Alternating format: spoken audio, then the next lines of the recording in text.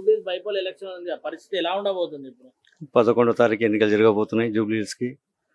ఆహ్, ఇదివరకు మనం పని చేసి ప్రజలకు సాయం వాళ్ళ ఇష్యూస్ అడిగి వాళ్ళకి ఏం అవసరము, వాళ్ళకి ఏం కావాలి అది ఆ పని చేసేవాళ్ళు ఇదివరకు గతంలో ఉన్న అధికారంలో ఉన్న పార్టీలన్నీ కూడా.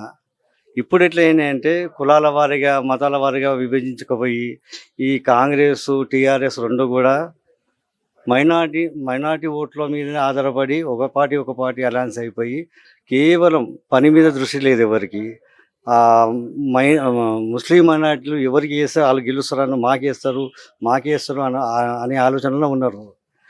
కానీ భారతీయ జనతా పార్టీ ఒకటే మాత్రము ఇష్యూస్ చెప్పుకుంటూ రేషన్ కార్డు బియ్యం కానీ తర్వాత డబుల్ బెడ్రూమ్లు ఇచ్చింది సెంట్రల్ గవర్నమెంట్, ప్రధానమంత్రి ఆవాస్ యోజన కింద ఇచ్చారు.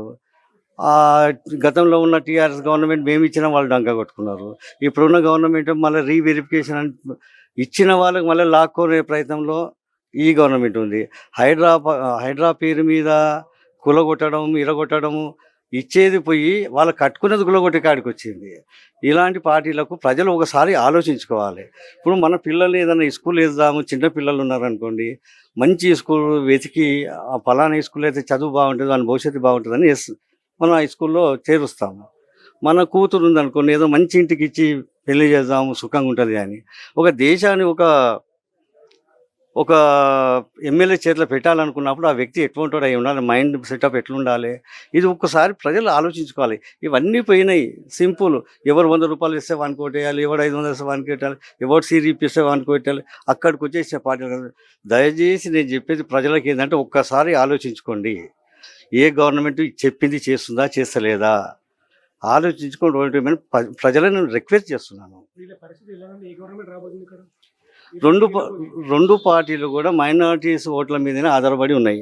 ఆ మైనారిటీస్ ఎవరికి వేస్తారనేది అనుమానమే. ఈ మొదటిసారి చీలకపోతుందేమో మైనారిటీ బ్యాంక్ ఓటు అని నేను అనుకుంటున్నాను. ఈ రెండు పార్టీల మధ్యలో Bharatiya Janata party ground work బాగా చేస్తున్నారు కాబట్టి ఎక్కువ ఛాన్సెస్ బీజేపీకి ఉంటుందని నేను అనుకుంటున్నాను.